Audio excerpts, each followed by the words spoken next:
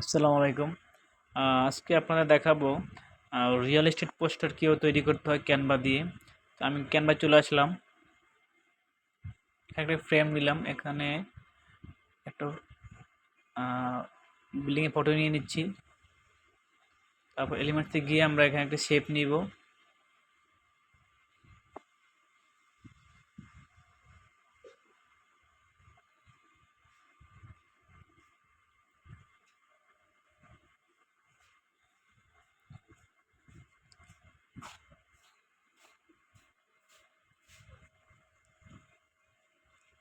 এই শেপটা কালারটা একটু লাইট করে দিব।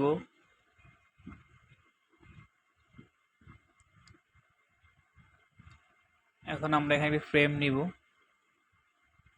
এই ফ্রেমটা ডুপ্লিকেট একটু ছোটো করে দিব, আর একটা ছোটো করে দিব।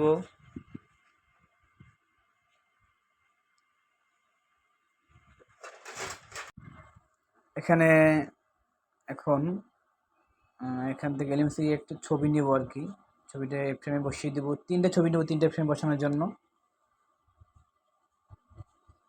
একটা বসানো হয়েছে, এটা এখানে বসাই দিব।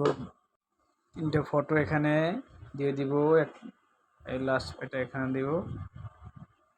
ওকে, এখানে টেক্সটে গিয়ে এখানে লিখবো ড্রিম হোম। এটা মনস্টার টেক্সট দিয়ে দিব।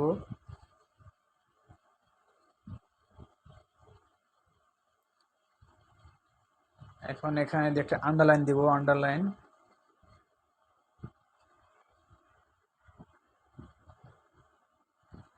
ওকে, এখন এই টেক্সটটাকে আবার ডুপ্লিকেট করে এখানে লিখব ফর ইউর ফ্যামিলি। লাস্টে ছোট করে দিব।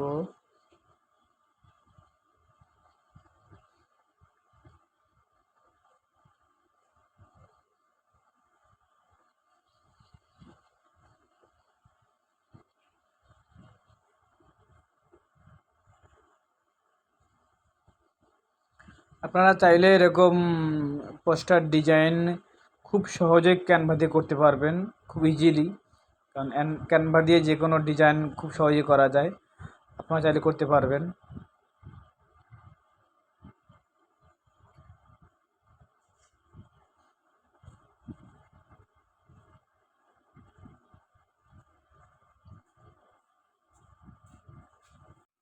এখানে এখন লিখে দিব কি এই মানে প্রপার্টি সম্পর্কে, এখানে বিল্ডিং সম্পর্কে আর কি। বিল্ডিংটা কয়টা রুম আছে, কয়টা কি কি আছে না আছে ডিসক্রিপশন এখানে লিখে দিচ্ছি। ঠিক আছে, আপনারাও চাইলে দেখে দেখে করতে পারবেন, সমস্যা নাই।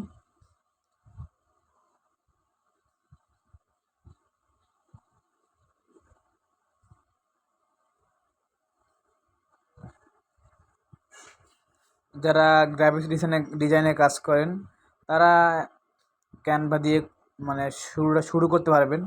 তারপর আস্তে আস্তে কাজ শিখে তারপর আপনারা ফটোশপ বা ফিগমা যেগুলো আছে ওগুলো দিয়ে কাজ করতে হবে। আমি বলবো যারা নতুন তাদের শুরুতেই ক্যানভা দিয়ে শুরু করা উচিত, কারণ ক্যানভা অনেক টেমপ্লেটস পাওয়া যায়, তৈরি করা টেমপ্লেটস। আপনারা শুধু আপনাদের ডিজাইনটা বসাই দিবেন, তাহলেই হয়ে যাবে। আর বিশেষ করে আপনারা ক্যানভা প্রো নিয়ে নেবেন, কারণ হচ্ছে ক্যানভা প্রো না নিলে ডিজাইন করাটা পসিবল হয় না। কষ্ট হয়, করা যায় কিন্তু কষ্ট হয় আর কি, অনেক ফিচার মানে ইউজ করা যায় না প্রো ছাড়া।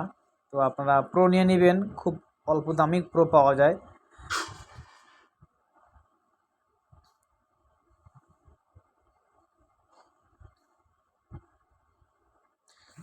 ভিডিওটা লম্বা হবে, তো আমি একটু শর্ট করে দিচ্ছি।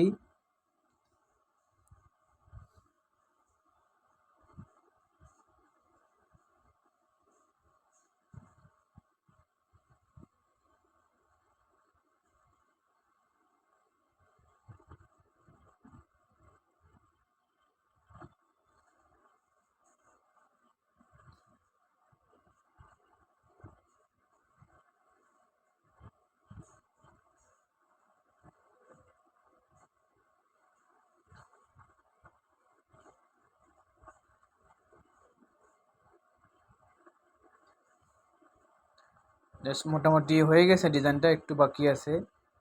দেখে আমি এখন গ্রুপ করে একটু মিডলে করে নিব।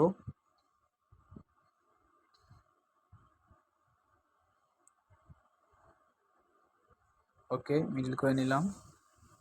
এখন এটা ডুপ্লিকেট করে আমি এখানে লিখবো বুক নাও। এখান থেকে আমি একটা শেপ নিব, একটি শেপ নিয়ে নিচ্ছি আমি। এই শেপটা নিলাম, সাইজ ছোট, কালারটা চেঞ্জ করে দিব। ওকে,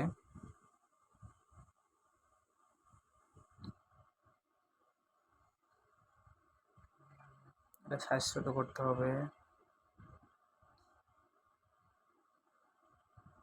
মনে হচ্ছে বড় হয়ে গেছে, একটু সাইজ ছোট করতে হবে এটা।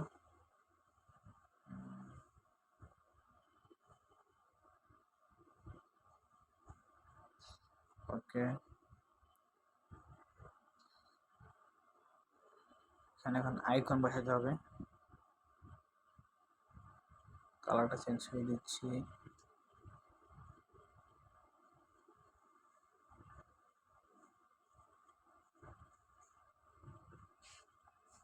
এখানে আমি জাস্ট একটি নাম্বার বসিয়ে দিচ্ছি, আপনারা আপনাদের নাম্বার বসিয়ে দিবেন আর কি, যেটা আর কি রিকোয়ারমেন্ট থাকে আর কি।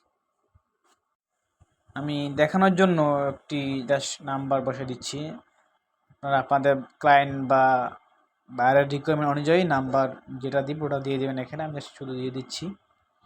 এখানে ইমেলের আইকন নিব,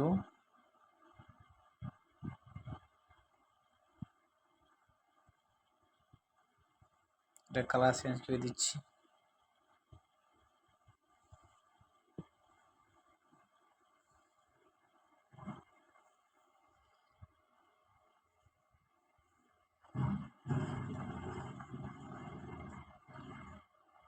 এই টেক্সটটা কপি করে এখানে আমি একটি জাস্ট ইমেল আর কি লেখাটা আমি এখানে লিখে বসিয়ে দিব। আপনারা আপনাদের রিকোয়ারমেন্ট অনুযায়ী লিখে দিবেন। আমি জাস্ট দেখানোর জন্য বসিয়ে দিচ্ছি।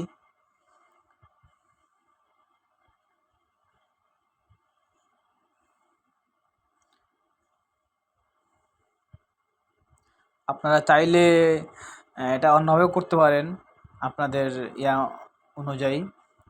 তো আমি জাস্ট এভাবে করে দিচ্ছি, আমার কাছে এটা মনে হচ্ছে বেটার, আমি এভাবে করে দিচ্ছি। আপনারা আপনাদের মতো করে নেবেন, ঠিক আছে।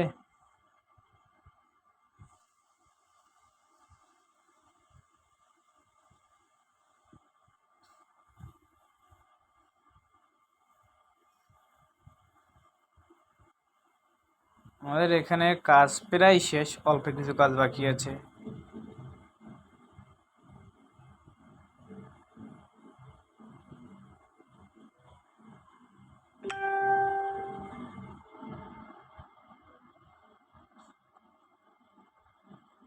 মনে হচ্ছে না, এটা আমি মিডলেই রাখবো। মিডলে রেখে কল এবং ইমেলটা নিচে দুই পাশে বসিয়ে দেবো, তাহলে মনে হয় ভালো হবে আর কি। এটা এভাবে রাখা যাবে না মনে হচ্ছে।